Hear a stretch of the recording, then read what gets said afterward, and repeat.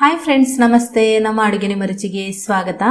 ಬಾಳೆಹಣ್ಣು ಜಾಸ್ತಿ ಇದ್ದಾಗ ಅದು ಒಮ್ಮೆಲೆ ಹಣ್ಣಾಗ್ಬಿಟ್ರೆ ಎಲ್ಲನೂ ತಿನ್ನೋಕ್ಕೂ ಆಗಲ್ಲ. ತುಂಬ ಜಾಸ್ತಿ ಹಣ್ಣಾದಾಗ ಅದನ್ನು ನಾವು ಬಿಸಾಕ್ಬಿಡ್ತೀವಿ. ಅದರ ಬದಲು ನಾವು ಬೇರೆ ರೀತಿಯಲ್ಲಿ ಅದನ್ನು ಉಪಯೋಗಿಸ್ಕೊಳ್ಬೋದು. ಇವತ್ತು ನಾನು ಬಾಳೆಹಣ್ಣಿನ ಮುಳಕ ಮಾಡುವ ವಿಧಾನವನ್ನು ತೋರಿಸ್ತಾ ಇದ್ದೀನಿ. ತುಂಬಾನೇ ಒಂದು ರುಚಿಕರವಾದ ಸಿಹಿ ತಿಂಡಿ ಅಂತ ಹೇಳ್ಬೋದು. ಬನ್ನಿ, ಹಾಗಾದ್ರೆ ಇದನ್ನು ಮಾಡುವ ವಿಧಾನ ಹೇಗೆ ಅಂತ ನೋಡೋಣ. ಅದಕ್ಕಿಂತ ಮುಂಚೆ ನೀವಿನ್ನು ನಮ್ಮ ಚಾನಲ್ಗೆ ಸಬ್ಸ್ಕ್ರೈಬ್ ಆಗಲಿಲ್ಲ ಅಂದರೆ ದಯವಿಟ್ಟು ಸಬ್ಸ್ಕ್ರೈಬ್ ಮಾಡ್ಕೊಳ್ಳಿ. ಮೊದಲಿಗೆ ನಾನಿಲ್ಲಿ 1 ಕಪ್ನಷ್ಟು ತಿಂಡಿ ಅಕ್ಕಿಯನ್ನು, ಯಾವುದೇ ಅಕ್ಕಿ ಆಗ್ಬೋದು, ದೋಸೆ ಅಕ್ಕಿ ಆಗ್ಬೋದು ಅಥವಾ ಸೋನಾ ಮಸೂರಿ ಅಕ್ಕಿ ಕೂಡ ಆಗುತ್ತೆ. ಇದನ್ನ ಚೆನ್ನಾಗಿ ತೊಳೆದು ನೀರಿನಲ್ಲಿ 2 ಗಂಟೆಗಳ ಕಾಲ ನೆನೆ ಹಾಕಿಟ್ಟಿದ್ದೀನಿ. ಆನಂತರ ಅದನ್ನು ಮಿಕ್ಸಿ ಜಾರಿಗೆ ಹಾಕ್ತಾ ಇದ್ದೀನಿ. ಕಂಪ್ಲೀಟ್ ಆಗಿ ಅದರ ನೀರನ್ನು ಬಸಿದು ಹಾಕೊಳ್ಳಿ. ಆಮೇಲೆ 1 ಏಲಕ್ಕಿಯನ್ನು ಸೇರಿಸ್ತಾ ಇದ್ದೀನಿ. 1 ಚಿಟಿಕೆಯಷ್ಟು ಉಪ್ಪು ಸೇರಿಸ್ತಾ ಇದ್ದೀನಿ. ಆನಂತರ 3 ಟೇಬಲ್ ಚಮಚದಷ್ಟು ತೆಂಗಿನ ತುರಿಯನ್ನು ಸೇರಿಸ್ತಾ ಇದ್ದೀನಿ. 3 ಟೇಬಲ್ ಚಮಚದಷ್ಟು ಪುಡಿ ಬೆಲ್ಲವನ್ನು ಹಾಕ್ತಾ ಇದ್ದೀನಿ. ಅಂದರೆ ಬೆಲ್ಲವನ್ನು ಪುಡಿ ಮಾಡಿಬಿಟ್ಟು ಹಾಕ್ತಾ ಇದ್ದೀನಿ. ಬೆಲ್ಲ ಕ್ಲೀನ್ ಆಗಿರುವಂತೆ ನೋಡ್ಕೊಳ್ಳಿ. ನಂತರ ಇದಕ್ಕೆ ನೀರು ಹಾಕೋದು ಬೇಡ, ಹಾಗೇನೆ ನುಣ್ಣಗೆ ರುಬ್ಕೊಳ್ಳಿ. ಈಗ ಇದು ನೋಡಿ ರುಬ್ಬಿ ಆಗಿದೆ. ಈಗ ಇದಕ್ಕೆ ಬಾಳೆಹಣ್ಣನ್ನು ಸೇರಿಸಬೇಕು. ಇಷ್ಟಕ್ಕೆ ಎಷ್ಟು ಬಾಳೆಹಣ್ಣು ಅಂದರೆ ದೊಡ್ಡದಾಗಿರುವಂತಹ 2 ಚೆನ್ನಾಗಿ ಹಣ್ಣಾಗಿರುವಂತಹ ಬಾಳೆಹಣ್ಣನ್ನು ತಗೊಂಡು ಅದನ್ನು ಸಣ್ಣದಾಗಿ ಹೆಚ್ಚಿ ಹಾಕೊಳ್ಳಿ.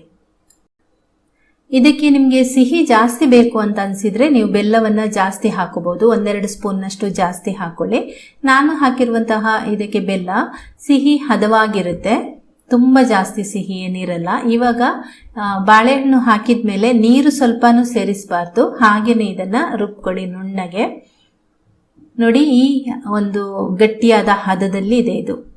ಅಂದರೆ ಬೋಂಡ ಮಾಡಲಿಕ್ಕೆ ನಮಗೆ ಯಾವ ಹದದಲ್ಲಿ ಬೇಕು ಆ ಹದದಲ್ಲಿ ಹಿಟ್ಟು ಇರಬೇಕು.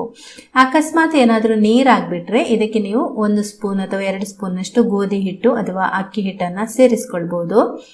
ಇವಾಗ ನೋಡಿ, ಈ ರೀತಿ ಬೋಂಡ ಎಣ್ಣೆಗೆ ಬಿಡಬೇಕು. ಇದಕ್ಕೆ ಸೋಡಾ ಹಾಕಿದ್ರೆ ಇನ್ನೂ ಕೂಡ ಅದು ತುಂಬ ಸಾಫ್ಟ್ ಆಗಿ ಗರಿ ಗರಿಯಾಗಿ ಬರುತ್ತೆ. ಆದರೆ ಸೋಡಾದ ಅಗತ್ಯ ಇಲ್ಲ, ಇದು ಹೀಗೇನೆ ಸಾಫ್ಟ್ ಆಗಿರುತ್ತೆ. ನಿಮಗೆ ಬೇಕು ಅಂತ ಅಂದ್ರೆ ಸೋಡಾ ಹಾಕೊಳ್ಳಿ, ಇಲ್ದಿದ್ರೆ ಹಾಗೇನೆ ಮಾಡ್ಕೋಬಹುದು. ತುಂಬ ಸಾಫ್ಟ್ ಆಗಿ ಗರಿ ಗರಿಯಾಗಿ ಹೀಗೇನೆ ಬರುತ್ತೆ, ತುಂಬಾನೇ ಚೆನ್ನಾಗಿ ಬರುತ್ತೆ.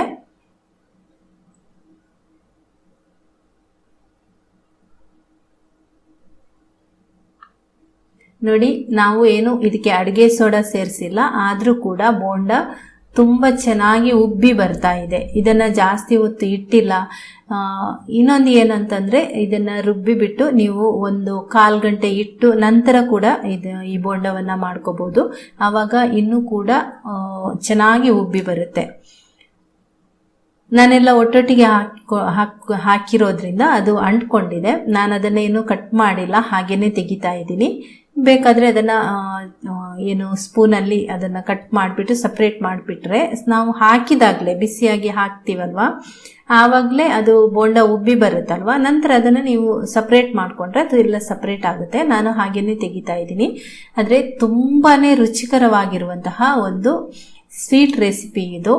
ಸ್ವೀಟ್ ಬೋಂಡ ತುಂಬ ಚೆನ್ನಾಗಿರುತ್ತೆ. ಮುಳಕ ಅಂತ ಹೇಳ್ತೀವಿ.